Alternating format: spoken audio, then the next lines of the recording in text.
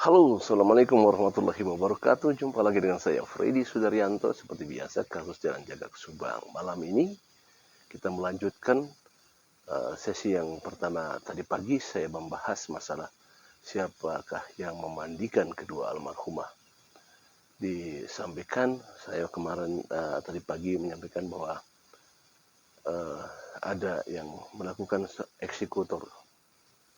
Ada 6 orang, ya, 2 dalangnya, 4 mengeksekusi. Kemudian diambil salah satu dari mereka untuk menghubungi orang yang kira-kira bisa dipercaya oleh sang pelaku. Kemudian datanglah sesi kedua.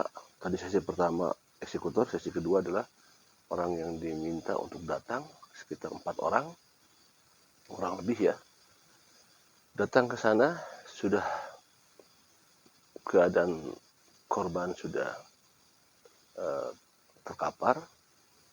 Kemudian sesi ketiga adalah diminta bantuan 2 orang, yaitu orang yang pandai, yang cerdas. Kita lihat di sesi kedua, orang yang dipanggil adalah orang yang dijebak atau terjebak. Pada saat datang ke TKP, melihat kedua korban sudah terkapar, maka yang saya sampaikan kemarin adalah, sekali lagi, ini adalah baru dugaan atau asumsi atau argumen, ya, bukan yang sebenarnya. Karena yang sebenarnya ada di pihak kepolisian. Ini saya adalah hanya sebagai konten kreator yang tidak mengatakan yang sebenarnya. Ya, jika ada di netizen yang wah nggak perlu argumen yang benar-benar saja, ya bukanlah. Kita konten kreator, kita bukan pihak penyidik, kita bukan kepolisian, kita konten kreator yang hanya bisa menganalisa. Setelah berbagai informasi yang kita dapat, kita menganalisa. Ya, jadi jangan paksa kami untuk bisa menentukan siapa pelaku, yang bukanlah, itu bukan ranah kami. Kami hanyalah sebagai konten kreator yang hanya bisa menganalisa sesuai dengan info-info yang kita terima selama ini hampir 2 tahun lebih. Kembali lagi ke awal bahwa argumen dari saya bahwa ada sesi kedua di mana datanglah sekitar 4 orang ke tempat TKP dan di sanalah sudah terkapar kedua almarhumah.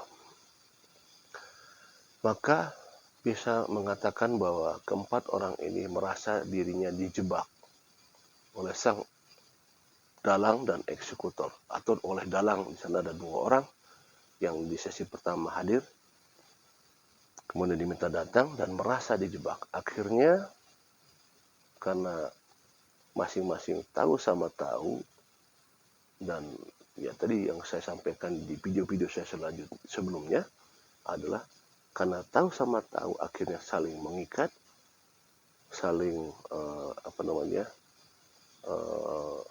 menyatukan atau menutupi semua kejadian yang sudah terjadi. Tapi adalah yang perlu diingat, sang eksekutor atau dengan bersama dalang pastilah pada saat memanggil, pastilah orang yang dikenal, tidak mungkin tidak dikenal. Karena kalau tidak dikenal, tadi saya sampaikan di video pertama saya, pastilah akan terjadi keributan di sana. Nah, pada saat terlihat sudah terkapar, ini merasa dijebak. Sekali lagi, keempat orang ini merasa terjebak dan merasa dijebak. Maka di sanalah terlihat saling memandang satu sama lain, siapa yang ada di sana, ya. Sedangkan sang dalang sudah tidak ada di sana. Kemudian sang eksekutor sudah tidak ada di sana. Tinggal ada satu orang yang ada di sana, yang satu orang itu dimintakan oleh sang dalang untuk menghubungi yang barusan dan kembali ke tempat. Maka pada saat yang dimintakan datang ke tempat TKP hanya melihat satu orang ada di sana. Seperti itu. Maka merasalah keempat orang ini merasa dijebak oleh satu orang yang memanggilnya. Setelah itu, kemudian memanggil orang yang dipercaya, orang yang cerdas, sekitar ada 2 orang. Kesimpulannya semuanya ada 12 orang, seperti yang saya sampaikan di video sebelumnya. Sekali lagi ini adalah hanya argumen, ya, hanya analisa sesuai dengan analisa dari satu info ke info satu lagi, ke info satu lagi, ke info, mendapatkan informasi dari beberapa orang. Nah, kemudian dikombine.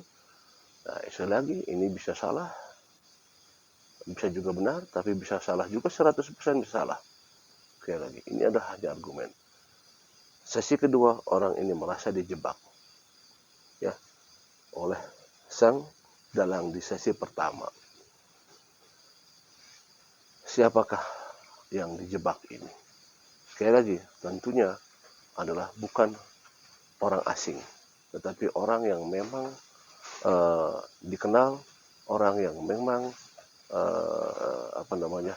ada kedekatan, sehingga kalau pada saat ada kedekatan akan menahan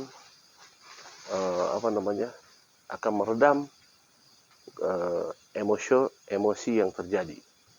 Karena kalau misalkan yang dilihat pada saat datang ke sana kemudian ada korban, dan korban itu dikenal oleh yang datang ini, kemudian di sana ada yang masih hidup, kemudian yang masih hidup itu tidak dikenal, maka sudah dipastikan emosional itu akan terjadi. Tetapi kalau misalkan pada saat datang ke sana ternyata yang ada adalah orang yang dikenal, maka emosional itu akan teredam. Walaupun masih ada emosional itu pasti ada. Tetapi argumen-argumen yang disampaikan oleh sang dalang kepada orang yang datang, argumen yang disampaikan, maka argumen itulah yang meredam keempat orang yang datang ini. Terjadilah diskusi lagi yang sangat alot sehingga menimbulkan skenario dibuatlah di sana. Tujuannya adalah untuk menghilangkan jejak, menghilangkan semua bukti-bukti yang nantinya akan mengarah kepada ketersangkaan. Nah, itulah barangkali gambaran siapakah keempat orang ini. Yang jelas, keempat orang ini bisa dipastikan adalah salah satunya yang memandikan kedua korban. Kenapa? Saya katakan lagi, karena dia datang ke sana berempat adalah dijebak atau terjebak. Maka pada saat melihat keadaan korban demikian, maka ada timbul jiwa kemanusiaan. Ada timbul jiwa kemanusiaan karena merasa diri terjebak, akhirnya dimandikanlah kedua korban oleh keempat orang yang ada di sana. Kemudian dilakukanlah proses pengangkatan kedua korban ke dalam mobil Alphard oleh keempat orang ini, dan mungkin oleh satu orang yang dimintakan untuk memberikan informasi. Karena apa? Kalau misalkan sang eksekutor sangat disangsikan untuk bisa memandikan kedua korban, pada saat saya sudah menghabisi kemudian memandikan, mungkin itu di luar nalar. Tetapi kalau yang memandikan ini mungkin saja bisa dipastikan, mungkin ada orang yang memang tidak melakukan eksekusi. Tetapi orang yang datang ke sana mengetahui karena terjebak dalam suatu waktu yang sudah tidak bisa lagi mungkin berbuat apa-apa. Karena yang melakukan adalah masih ada hubungan kekerabatan. Demikian, siapakah orang yang dijebak dan orang yang terjebak. Assalamualaikum warahmatullahi wabarakatuh.